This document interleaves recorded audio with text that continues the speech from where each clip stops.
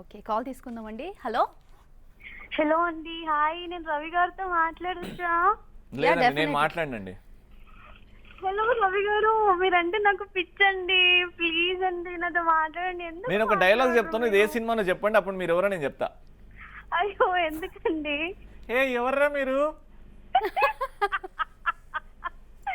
నేను సచ్చిన గుర్తుపట్టేస్తావు, నాకు తెలియదా ఏంటి? వీళ్ళేమో గొంతు మార్చి అంటే నీకు గొంతు మార్చి ఎంత నువ్వు గొంతు మార్చినా, ప్లాస్టిక్ సర్జరీ చేసినా 100 మందిలో నువ్వు ఎక్కడున్నావు నేను గుర్తుపడతా. ఏం చేద్దాం? అది ఏం నా చేద్దాం, అలాంటి పేరు. బంధం రవిలాస్య బంధం అంటే. అబ్బా ఏం చెప్తావు అసలు?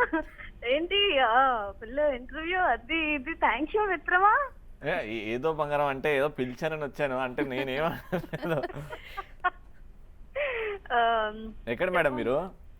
నేనా ఏదో చిన్న ప్రోగ్రామ్ చేసుకోవడానికి బయటికి అలా వెళ్తున్నానండి. మీరంటే సెలబ్రిటీస్ అండి, మేము పెద్ద పెద్ద ప్రోగ్రామ్స్ చేస్తారు, మేము ఏదో చిన్న చిన్న ప్రోగ్రామ్స్ చేసుకొని బతుక్కుంటున్నాం రవి గారు.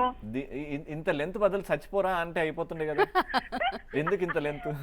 అంటే అంత డైరెక్ట్ గా చెప్తే బాగోదు కదా అది అని. చూసారా, అది లాస్య మంచిది మంచిది అంటారు, ఎదుట వాడు ఎప్పుడు చచ్చిపోతాడని ఏదో ఎదురు అండి, చూస్తారు. అప్పుడప్పుడు పాపం తను మీరు ఎప్పుడు తన మీద తను నన్ను పొగడ్డమా, కలిస్తే బూతులు తిట్టడమే అండి, కళ్ళల్లో 10 బూతులు పెట్టుకుని వస్తుంది నా దగ్గరికి. నేనా ఆ, లేదు. ఇన్ని మాటలు అంటున్నాను, నేను ఎప్పుడైనా తిట్టానన్న ఫేస్ చూస్తారా అనిపిస్తుందా నీకు అసలు?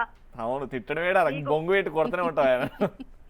నీకు ఒక్కరికి తప్ప అందరికి నా ఫేస్ అమాయకు ఫేస్ లాగా అనిపిస్తుంది, నీకు ఎందుకు విలన్ ఫేస్ లాగా అనిపిస్తుందో నాకు తెలియదు. ఎందుకంటే నాకు తెలుసు కాబట్టి నీ గురించి, వాళ్ళకి తెలియదు కాబట్టి హీరోయిన్ అనుకుంటారు నిన్ను. నేను అంతేనా, హీరోయిన్ కదా. రక్తం దాగే పిశాచి అని తెలియదు బంగారం.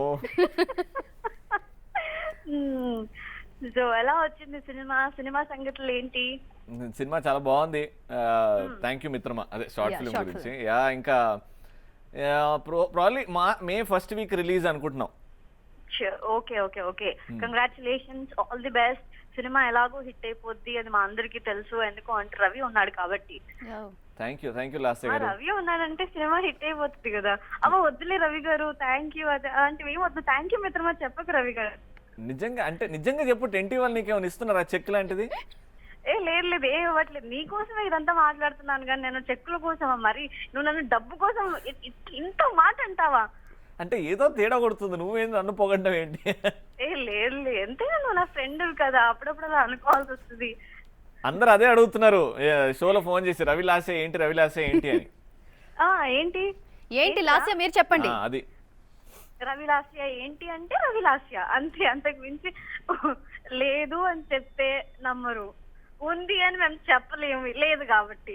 అది. ఏం చెప్పమంటారు చెప్పండి? అదే అంతే, ఉన్నది అట్లా ఉండని అని చెప్పి మనం మన 3 పూటలు తినుకుంటూ మనం 3 షోలు చేసుకుంటూ వెళ్ళాలి ముందుకి. అంతే, వాళ్ళు అది అంటున్నారు ఇది అనుకుంటున్నారు అని మనం ఆలోచించుకున్నాం అనుకోండి, అంటే మెంటల్ గా పీస్ ఉండదు, అంటే మనకి ప్రశాంతత ఉండదు బేసిక్ గా.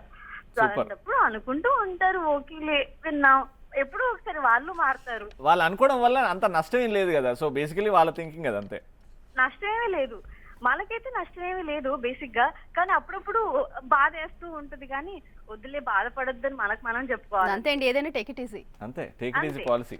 Yeah, thank you so much Lasya గారు. లాస్య గారు కాల్ చేసినందుకు. సో రవి గారు